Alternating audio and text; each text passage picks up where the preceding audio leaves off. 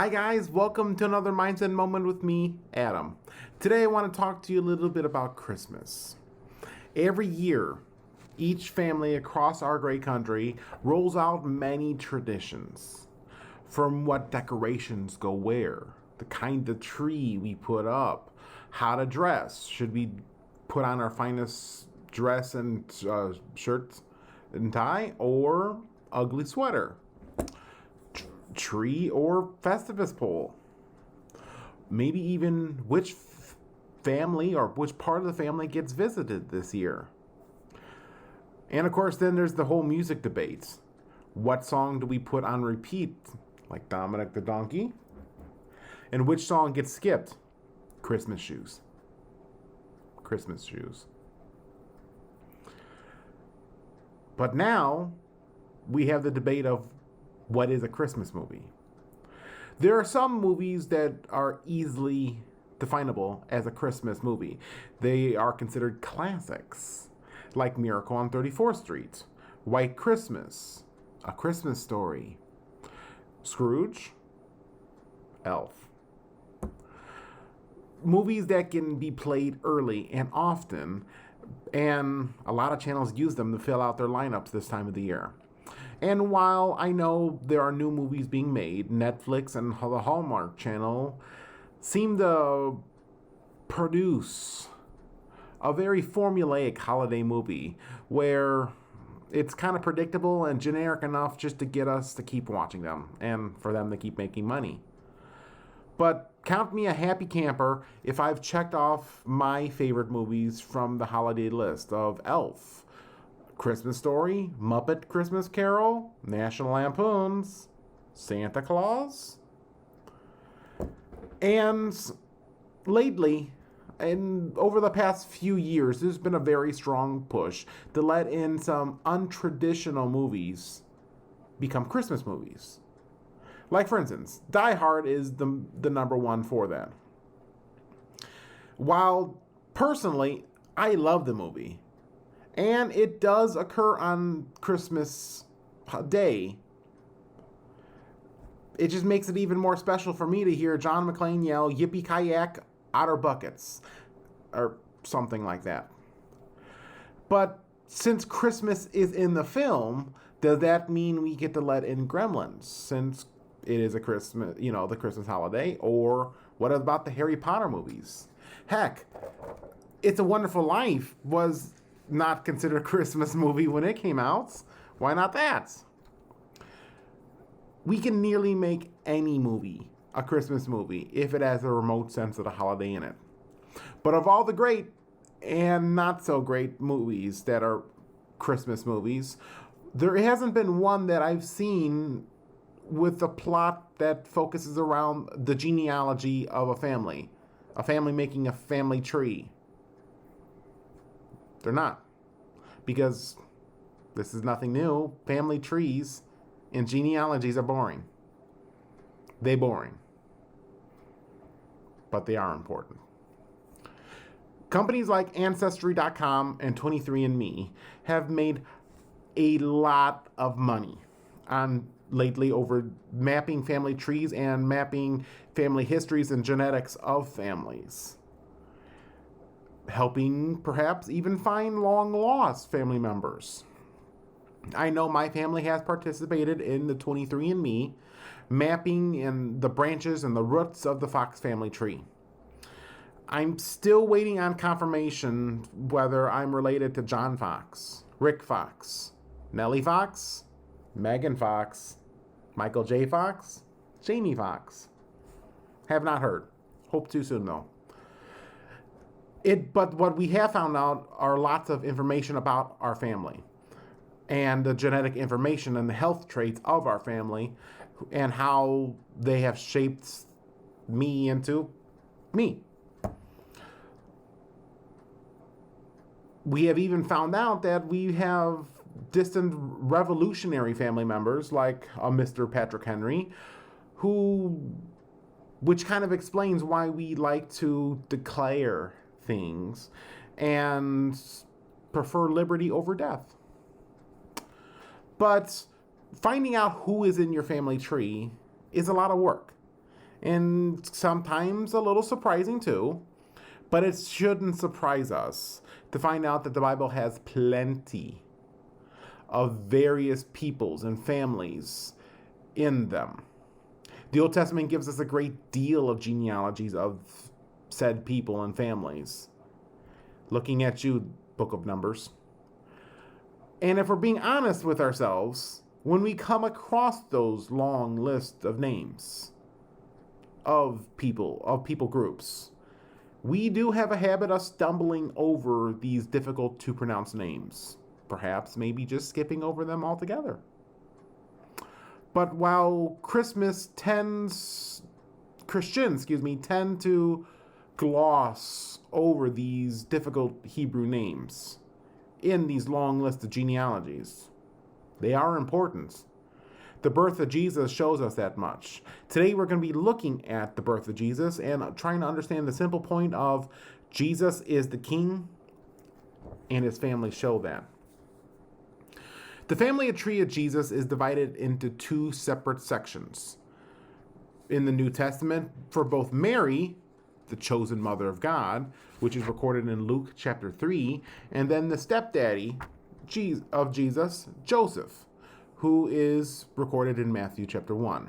To help us understand our point of Jesus is the King and his family show it, we have to look a little closely at each of these family trees to see what they can teach us about Jesus as the true and eternal King. So, open your Bible to Matthew chapter 1. I want to read to you Matthew's account of Joseph's family history. The book of the genealogy of Jesus Christ, the son of David, the son of Abraham. Abraham begat Isaac. Isaac begat Jacob. Jacob begat Judah and his brothers. Judah begat Perez and Zerah by Tamar. Perez begat Hezron. Hezron begat Ram. Ram begat Abimadad. Abimadad begat Nahshon. Nahshon begat Salmon. Salmon begat Boaz by Rahab. Boaz begat Obed by Ruth. Obed begat Jesse, and Jesse begat David the king. David the king begat Solomon, who begat Solomon by her who had been the wife of Uriah. Solomon begat Rehoboam. Rehoboam begat Abijah. Abijah begat Asa. Asa begat Jehoshaphat. Jehoshaphat begat Joram. Joram begat Uzziah. Uzziah begat Jotham. Jotham begat Ahaz. Ahaz begat Hezekiah. Hezekiah begat Manasseh. Manasseh begat Amon. Amon begat Josiah. Josiah begat Jeconiah and his brothers about the time they were carried away to Babylon. Verse 12. And after they were brought to Babylon, Jeconiah begat Shealtiel begat Zerubbabel. Zerubbabel begat Abiud. Abiud begat Eliakim. Eliakim begat Azor. Azor begat Zadok. Zadok begat Achim. Achim begat Eliud. Eliud begat Eleazar. Eleazar begat Matan. Matan begat Jacob. And Jacob begat Joseph, the husband of Mary, whom was born Jesus, who is called Christ. Whew. The thing that jumps out to me about this list, about this genealogy of Joseph's family, we may not recognize some of the names on the list. While Abraham and David and Joseph pop up, we may not recognize some of the names in between. And you know what? That's fine. Not every name, not every person that is in the Bible that we in this list has volumes written about him or her. Yes, women too. There were some women on that list.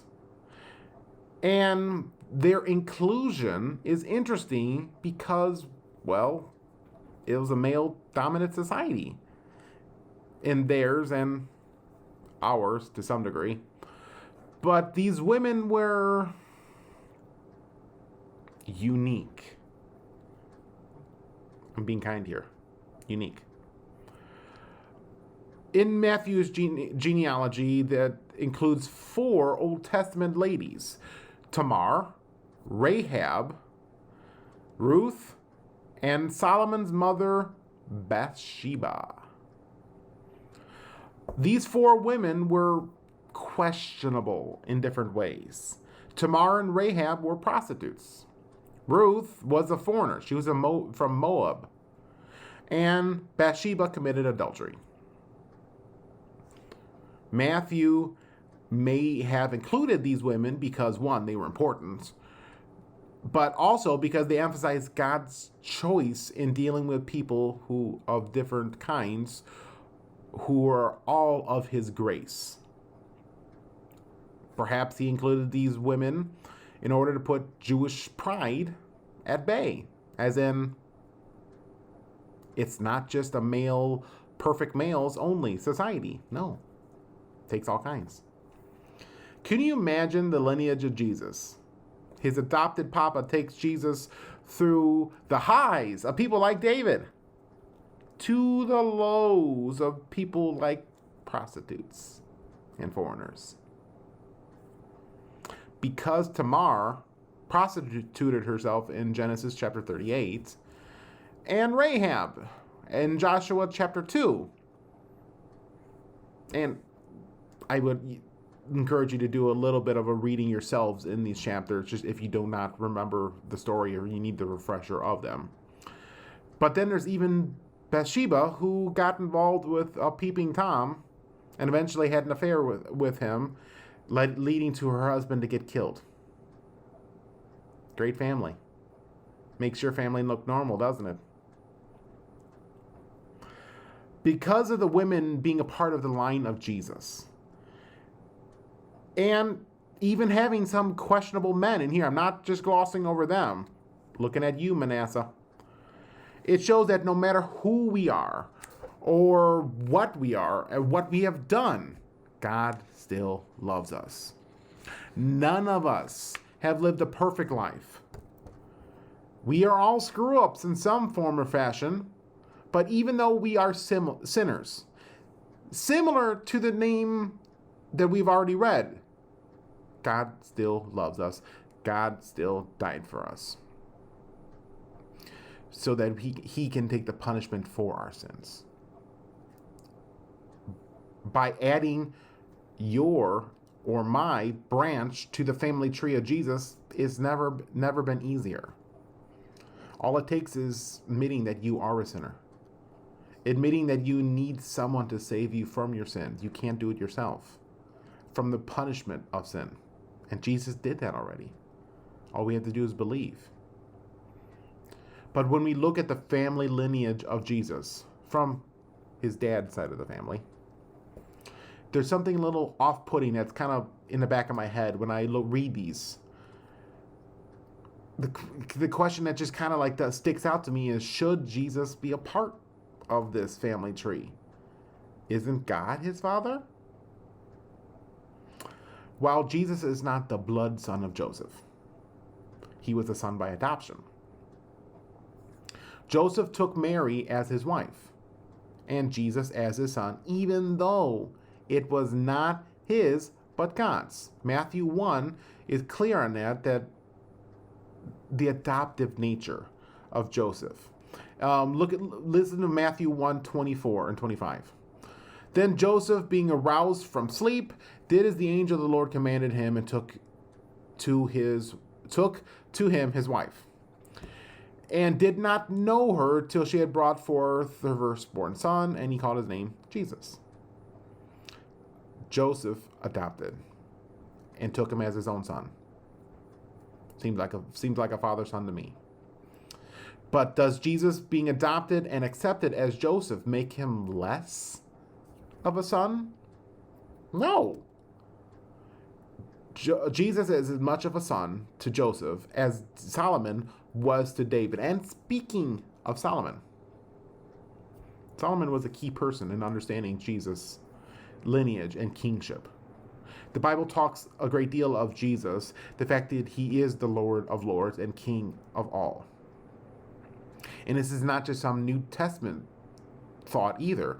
It's something that we can see in the Old Testament and New Testaments.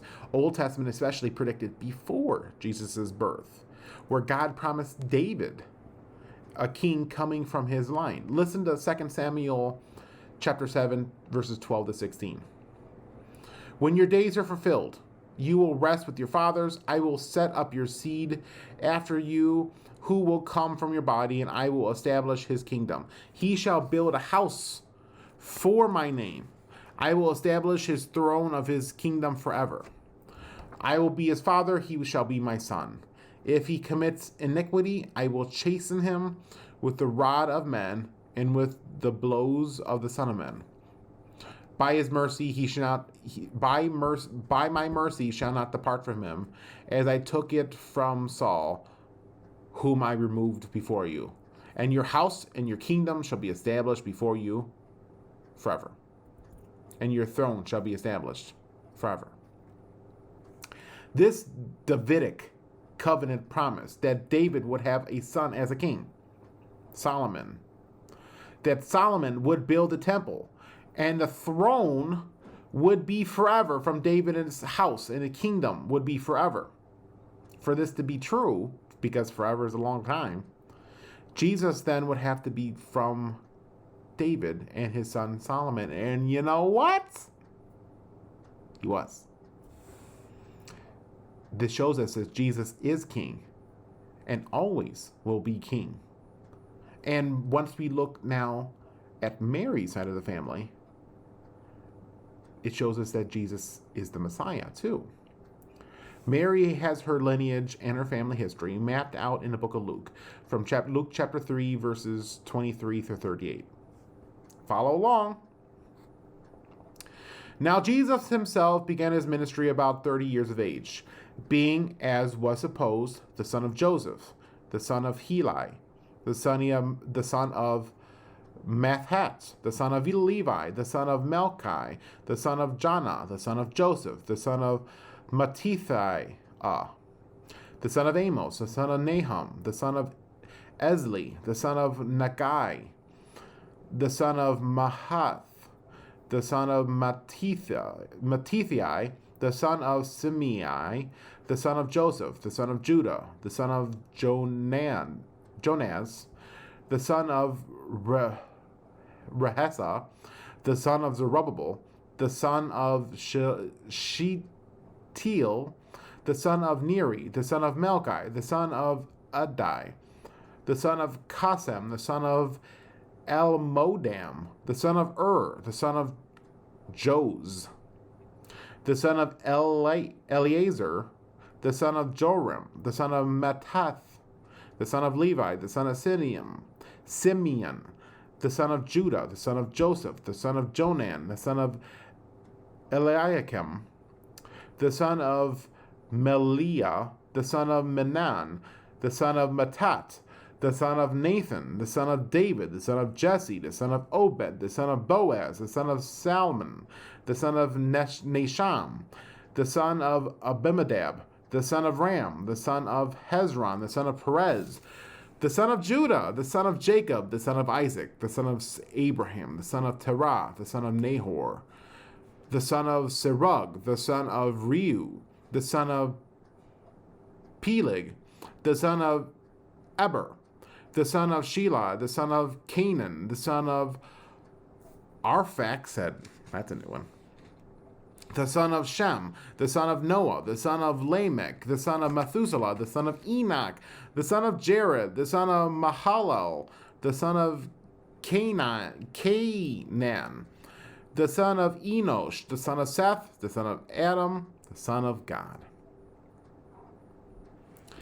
The difference in between these two families and their genealogies was that Joseph went Abraham to Joseph, showing the fulfillment of the Davidic covenant that we talked about, the promise of a king, while Mary went backwards from her to Adam, showing different reasons. This time, the difference Well, why doesn't Mary's genealogy stop at Adam, perhaps? Just be equal. You don't really need to go all the way to Adam and back to the first human. Does she? Was Mary's relatives perhaps easier to track? There were at least 4 Simeons in that list. Probably not. This was done intentionally to show us a different part of Jesus. He's not just the once and current king, but that he's the Messiah too. Showing and proving that he is from men like Noah, Adam, and that he is the Son of God. In the Bible, the Messiah is the anointed king through whom God establishes his rule over the world. For Israel, this kingly hope related to the coming king who would descend from the lineage of David, while the New Testament understands that Jesus was the Jewish Messiah, the one through whom God established a kingdom for all. Mary's son is the Messiah that the Israelite people were promised and were waiting for. He was from the line of David, just not from Solomon, though, but instead from David's son Nathan. Even more important than coming from David is that Jesus was a descendant of Noah and Adam. Well, for these 2 men, we all are descendants of Noah and Adam. Yay! The entirety of the world is a descendant from these 2 men. Noah, because he was the oldest man, it was Noah, his wife, and his sons and daughter-in-law were during the worldwide flood. Noah was the oldest person. When God used the flood to reset a sinful society, well, then there was Adam, the first person created by God, the father of all of us. Let's not forget what it's verse 38 says, the son of Enosh, the son of Seth, the son of Adam, the son of God. Jesus is not just the fulfillment of Jewish hope, as in the hope of all people, Jewish and Gentile. The Messiah is for not just the Israelites, it's for all the world, us too. For Adam, the whole human family that came from him, because Jesus is the son of Adam. Because Jesus is the son of Adam, the promised Savior, who came to forgive the world of its sin problem, the problem it's had since Adam and Eve in the Garden of Eden, where sin entered the world through one act of disobedience. Sin was then conquered by Jesus on the cross through one act of obedience by God. Pretty darn fitting, ain't it? Jesus is not just another Jewish king come to rule a kingdom that's just a few miles wide. But instead, he's the king and Messiah for all of mankind. Not just Israel, not just the Hebrew people, but for everyone that comes from Noah and Adam. And like I said earlier, we all come from Noah and Adam. So we all can be part of God's family, God's lineage, his genealogy. Every one of us. And while I'm pretty sure we look today and understand the importance of a good family tree, of knowing where you came from, I'm still going to groan a little bit when I come upon these long lists of names. Some of them were a mouthful of Hebrew to pronounce. But I'm not going to skip over them. Maybe just skim the list. I'm going to try. Probably going to stumble over them and pronounce them wrongly. But I am going to check them twice, just like another fat man we all know and love. Christmas has a lot to focus on because it is the celebration of Jesus' birth. With the wise guys coming about a year later, the slanderous shepherds, teen pregnancies, just to name of a few things to focus on. And spoiler alert for next time, The history of the family of God is just as important as those other events from the birth of Jesus. There are no songs about Joseph's or Mary's genealogy. That's probably a good thing. There's not going to be a movie about it either. That doesn't mean they're not important for us to know and to read about and to understand, to know that Jesus is King. Jesus is the Messiah to all people, not just the Jews. Being part of the family of God takes all kinds, as we saw through Joseph's family. It's not some exclusive club for members only. It's open to any one of us who admit that we are sinners and become part of God's forever family. And that's something pretty special for this Christmas. Have fun celebrating with your elf on a shelf. Pop it in your Santa movies. But never forget, Jesus is the King.